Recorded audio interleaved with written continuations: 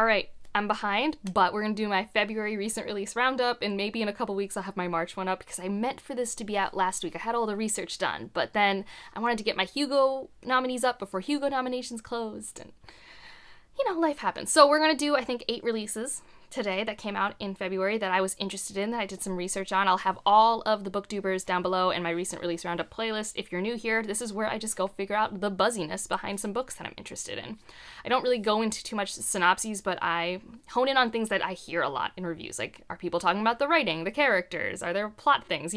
Whatever people tend to bring up, this is my aggregate to collect it and to help point you to people whose taste you might align with, booktubers you haven't heard of before, etc. So definitely check out the description. All the important information will be down there.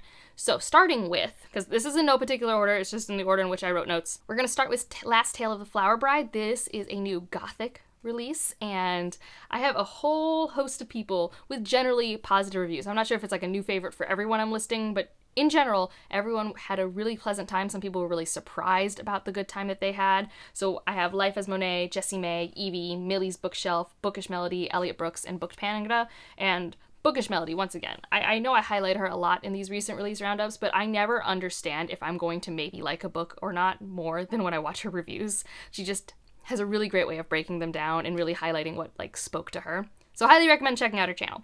But this is going to be a very subjective experience for most people. I mean, that's the case with all books, all art. But the thing that was commented on, highlighted the most for this release is the writing style. It was compared to Laini Taylor and Eric Morgenstern. Very intentional work in the style of the prose, very evocative. And it kind of works because this is sort of Gothic magical realism adjacent in its genres, where the blending of reality and magic is used a lot, from what I can tell. And so that's also a thing that does work and doesn't work for some people, depending on what they come to the fantasy space for. And it's Gothic, and I just feel like Gothic is hit or miss for a lot of people, because the style of a Gothic work, sometimes can be a little too distant in my opinion, but other times it's like, oh, this is so vibey. So are you in the vibey mood for a Gothic? So tone, setting, writing style, I think that's really going to tell people if they're going to like this or not. This also deals with a lot of heavy themes, especially centering around trauma and dealing with one's past. So be prepared for that. Or if there are anything like that you're like, maybe I should check out content warnings, go ahead. But at its core, it's about Indigo and her past. It's a very mysterious past. And she's not even our main character. I mean, she's the main character in that we are wondering about what is Indigo's past, but I think the main 2 perspectives are her husband, who isn't supposed to dive into her past, and we end up back at her home, and suddenly we have our perspective on a former friend of hers. So that's how we look into Indigo's past, through the perspective of a character who was once close to her. So I think that's kind of a fascinating setup, and there are a lot of people here who have similar tastes to me, and so if there's any chance that this writing works for me, it's going to be a slam dunk. So I'm hoping that I can get to it this year. It also has some stunning additions out, so I'm very happy for people who do love this book, because you got a lot of good options. Just always nice when a book is as pretty as the intentional writing on the inside, because I mean, even if the writing doesn't work for me, it seems like the writing is stellar for so many people. Next up, we have a completely different vibe. I mean, that's Gothic, mystery, fantasy sort of thing. This is slasher horror, Don't Fear the Reaper by Stephen Graham Jones. This is the sequel to My Heart is a Chainsaw, and a lot of people in the horror community love Stephen Graham Jones. He's kind of this good mesh of intentional literary prose and horror films, and in this case, this trilogy seems to be his slasher horror homage sort of situation. And I have reviews from Nerdy Narrative, Mindy's Book Journey, Tina Sound and Fury, Pages and Polish, and Horror Reads. And what I love about horror booktubers in general, or people who review horror books, is they're really good at giving you the gist without spoiling too much. I don't know, I feel like I get a really good sense of why people really enjoy these stories without being told what's going on in them. I know Jade Daniels is a favorite character, and that alone kind of makes me want to explore this as maybe my entryway into Stephen Graham Jones. I don't mind violent things or graphic things, which is mainly, I think, the aesthetic appeal of a slasher. And it kind of a lot of what people talk about remind me of Scream, because Scream is also one of those slasher movies that is also knows it's a slasher movie, which seems to be maybe the case here, because in the first book, Jade Daniels is convinced that slasher things are happening in her small town and has to use all her like geeky horror knowledge to figure it out, I think. And so this one takes place after the first book. People said it could work as a standalone, that you don't have to read the first book. I actually have a review, I think it's Pages and Polish, who read this without having read the first book and then went back to read the first one, and it worked out really well for her that way. But we're back in a small town in the winter in the Midwest. Well, is it the Midwest? It's in Idaho, so I guess that's more solidly west. Regardless, middle of nowhere, and that is a great follow-up to what happens before, like dealing with what happened in the previous book, but also while focusing on the present. And everyone had a really fun time. Like, everyone got what they wanted from this book from the reviews I saw, and that's, you know, it's a pretty solid follow-up. So, yeah, I mean, I've already read Mongrels by Stephen Graham Jones, so I could see myself, this trilogy, which isn't completed yet, picking this up, especially just because of the love people have for the main character. That's just, like, a thing, especially in a world where, like, I'm always looking for new characters to latch onto. I think that could be really fun. So, that might be my next Stephen Graham Jones, because I did like his writing in Mongrels. Next up is a novella. I believe it's a novella. It looked really short, and this is Arch-Conspirator, which is an Antigone retelling in space, I believe.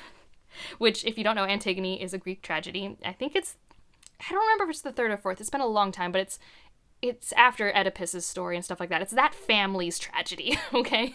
It's after Oedipus and his mom and all of that.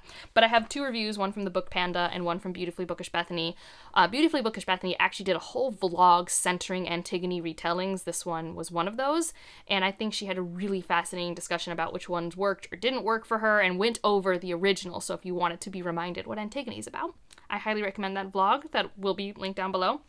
But apparently this was very sad and tragic. It's a futuristic look at body autonomy specifically with our main character, so, you know, rough topic.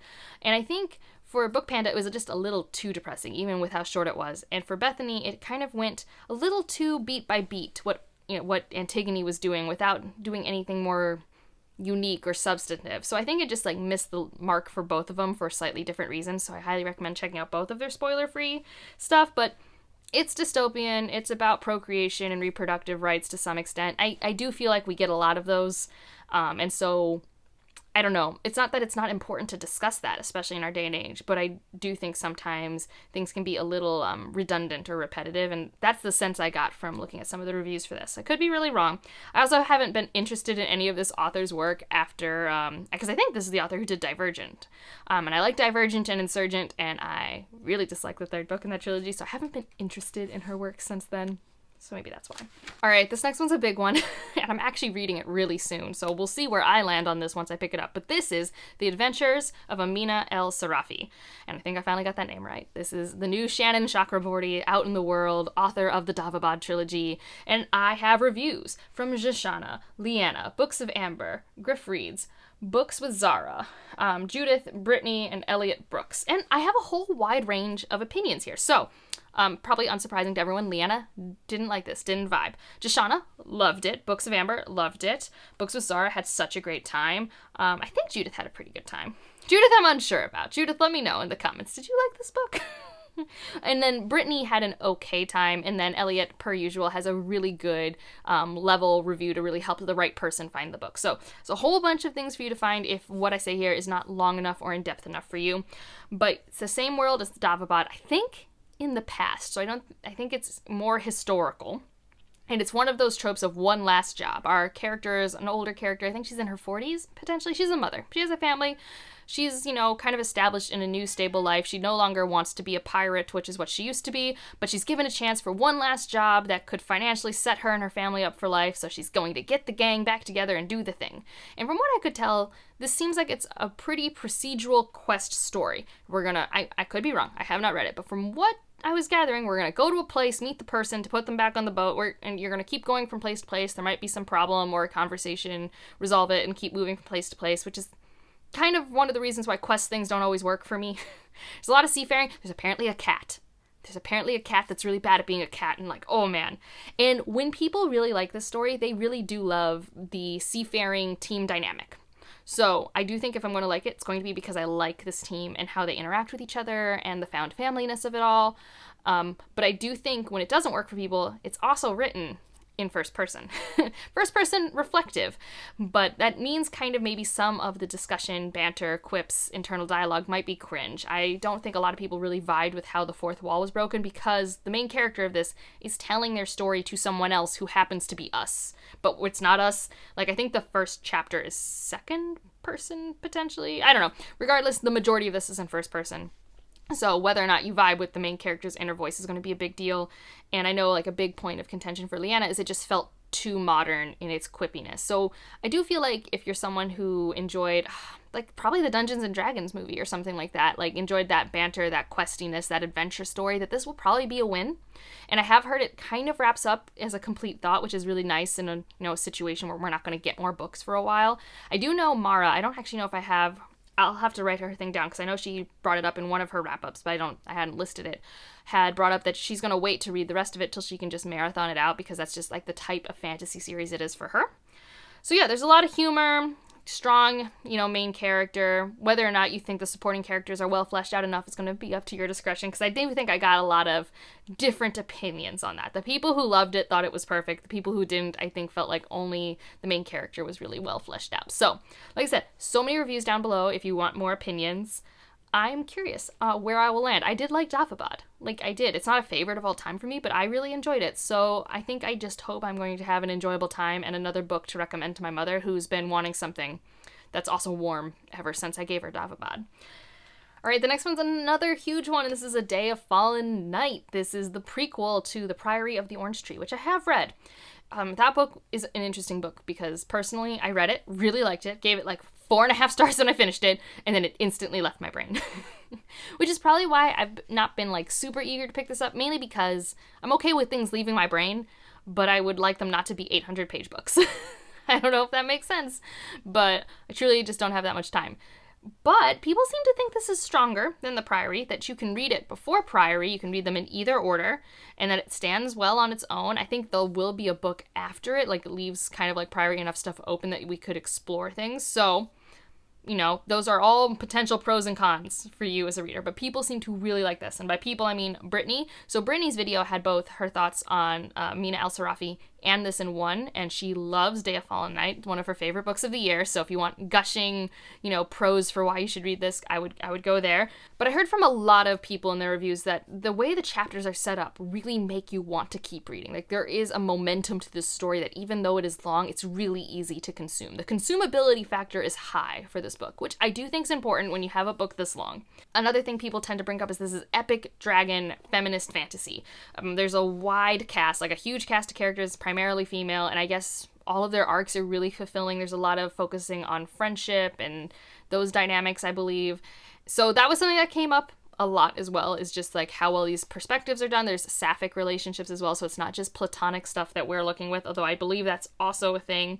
Now, something that might be a negative is you're going to be jumping perspectives. We are increasing the scope of the world, and in particular, Book's Nest, her vlog, she was confused for like half the book. She still gave it 4.5 stars in the end. Like, the ending really was worth it for her, but in general, this jumping perspectives, this world building, it's probably going to vary from reader to reader how confusing it is. It probably depends on how often you read things with like a million new names or stuff like that. Like, there is a sort of conditioning I think that can happen when we read fantasy and sci-fi books of being okay with a lot of names and places we don't know. But just keep that in mind, that the way we're jumping from all of these perspectives, we're now in, the history of the Priory of the Orange Tree. It might take a while for the gears to start working, but that said, the person who was most confused of all of these reviewers that I have listed really loved the end of the book. So if it can stick the landing, that's pretty high praise. I still don't know if I'm going to read this one.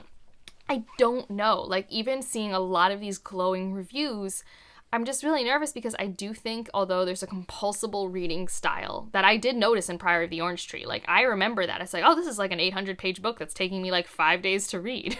I also did read it in 2020 when I had a lot more reading time, but it's just one of those things where I also never got super attached to any of the characters. And so although people were saying the pacing in this is better than Priory, the pacing in Priory wasn't an issue for me. And if anything, it was only in hindsight that the issue for me is that nothing stayed with me. Because at the end of the day, it's a really interesting world, it's a really fun fantasy idea, but it's nothing that for me was super more than surface level in terms of the tropes and the ideas. And that was Priory. So for all I know, Day of Fallen Night is way deeper than that, but not many people were really discussing the themes except for looking at the ideas of sisterhood and feminism and stories of women in the history of this world, which is interesting. But for me, I don't know if that's enough to rationalize picking up the 900-page book when I have, like, other 900-page books I want to read. And you can only really squeeze so many of those in a year, you know? So that's my thought there. But I'm happy for everyone who loves this world that this seems to be a solid entry. And speaking of another sequel, we apparently have a lot of sequels in this month's video. Tyranny of Faith. So, in terms of reviews, we got Tori Morrow, we got Alan from the Library of Alexandria, of course, how could I not have him here? Nikki Hawks, who also has book recommendations for, you know, if you like this, try that, and vice versa. The Brothers Gwyn, Mindy's Book Journey, and Rachel from the Shades of Orange. And basically what I've gathered is that this is a strong sequel. Not everyone liked it more than the first book, but quite a few people did. Like, more people liked it more than the first book that didn't. And, like, I don't have a review to point you to Abby Salter, but I remember in one of their updates, they were having a fantastic time with Tyranny of Faith and only liked the Justice of Kings. So, in general, it seems to be that at least the pacing and momentum is maybe a little faster in this one. The scope of the world is larger, which a lot of people's complaints with Justice of Kings is it was really isolated. We were looking at like a town or two and focusing on a murder mystery. I never finished Justice of Kings, I only got halfway through it, but it was definitely smaller in scope, more rural. Well, here, because of plot reasons that I don't really know, we end up back in the larger capital, and we're dealing more with grander scopes and problems, and we're still dealing with the gray space of justice and who does it apply to, and still looking at it through Helena's eyes. And I do think she acts a little less annoying in this one if we found her annoying in the first one, but I do find that most people who like Justice of Kings don't find her nearly as annoying as the people who don't like Justice of Kings, so take that with a grain of salt. But in general, this seems like a really strong sequel, so if you were on the fence with Justice of Kings, give it a shot, because that seems to be only trending upward for people. But depends on what you didn't like about Justice of Kings. Like, for example, for me, having not finished it, I DNF'd it halfway through. None of the reviews really made me feel like it was going to be that big of a difference, which that's fine. I think consistency in a trilogy is actually really nice. Like, to know that you're still going to get the same level of quality from book to book is pretty good. For me, it wasn't the quality of the work that was the issue, it was the focus of it, and the themes and stuff. This is still the focus. It's still the same writing style, still the same characters, although people seem to like the character team a lot, which has me a little interested, but there was no group chemistry dynamic that I liked in the first book. I was so thrown by it. And so I don't know if that's just a thing that was absent in the first book and it's just showing up in the second, but that was another thing that people were highlighting in their reviews. So go check out all of those below. I will say, I think most of them assume you've read the first book to be watching the second book review, so maybe there'll be light spoilers for the end of the first book. I'm sure there were some that I didn't care about because I'm not going to finish that book. But again, happy that this is a strong sequel to a series that a lot of people were loving last year. 2 more left, and one I think I might buddy read with patrons depending in October, but also with Ryan, which has me so excited, and that is Our Share of Night. This is translated by a very famous Argentinian author. We only have short stories from her or this big chunky tome. This is an 800-page tome, I believe, of horror goodness. Books and Bow is probably the review I would point you to the most. She has a fantastic breakdown, probably the reason I texted Ryan going, so if I bought this book, would you read it with me? Because it has so many of our personal, like, horror buzzwords, as we've both been kind of dabbling throughout the years, and we're learning what we do and don't like in the genre space and stuff. But we also have Book Whimsy, Books and Lala Reddit, Sin's Book Nook, Josh's Book Voyage is also a really fantastic standalone review. And so this has a lot of elements of things. So we have a cult, and so we have this father and his son in a cult, so they're trying to work around that dynamic. There were a lot of allusions to parts that are like Stephen King classic horror, but also Lovecraftian horror, but it's also about generational trauma and horror, which I really like, and it's more literary, and I just really, there were a lot of good buzzwords. It's gothic, politically allegorical horror. Yes, sign me up. You know, focuses on colonialism and wealth disparities. I love those things. Like, maybe I'm wrong for thinking it's going to give me build your house around my body vibes, because honestly, maybe that's part of it. And I loved that story. And even if it doesn't, if it's its own thing, I'm willing to meet it where it's at. And it's translated from a South American author. I'm all of these things scream, I would really like to read it. It's also a non-linear narration. Yes, that's another thing we both really like. So it's slow, it's atmospheric, it's really intentional, and people were also comparing it to Donna Tartt and the movie Get Out, and like all of these things, like they sound like it's going to be a really fascinating piece of work to look at. And truly. And then when I brought it up in my Discord, a lot of people were like, already my favorite book of the year. You know, it's like a book that sticks with people. I love that. And I love that from my horse. So that one excites me. That's a new release that we were all kind of waiting for. And I'm so glad it's been, I think, achieving its objective as a piece of art. And the last one we'll talk about, I don't have that many reviews on, so it should be quick, and that's The Crane Husband. I believe this is a novella. I feel like when I see it at the store, it's like a small little book. And it is a retelling. And I have Elliot Brooks and Bethany from Beautifully Bookish Bethany who have thoughts on it. This is kind of one of those using fantasy to touch on really heavy topics sort of works, because this is dealing with domestic abuse in a household, but the husband is not human. And so we're dealing with dark subject matter, but we're using fantasy to give us a little bit of space from it to maybe make it more palatable to like think about, process, engage with. And so this metaphorical examination of domestic abuse, I think, based off Elliot Brooks and Bethany, is done very tastefully, intentionally, and well. And I know other people were comparing it to like kind of a dark horror fantasy blend, which also speaks to like me and stuff that I like. I think this author is the person who wrote the middle grade, I'll put the cover here. It's The Daughter and the Moon Who Drank the Moon or something like that.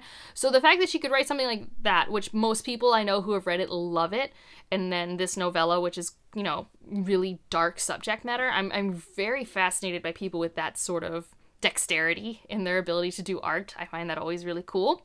So those are the main releases that caught my eye in February. Were there any that were really big for you that I've missed out on that I should have put on my radar and look into? And like I said, maybe in a couple weeks I'll have Marches up. I at least have that list compiled. I still need to go find all the videos. So hopefully I'll be a little more on top of it and slowly catch up on my backlist. But I am really excited about a lot of these books. Like I have plans to read a few of them, so that's pretty exciting to me. And if you just want to leave an emoji, I don't know. I feel like, isn't there that picture of like the hand with the fingernail that kind of reminds me of the cover of Our Share of Night? So I don't know. If you have access to that emoji, do that. And if you don't have access to that emoji, do like a pirate ship for Amina. And otherwise, like if you liked it, subscribe if you want to, and I'll see you in the next one. Bye.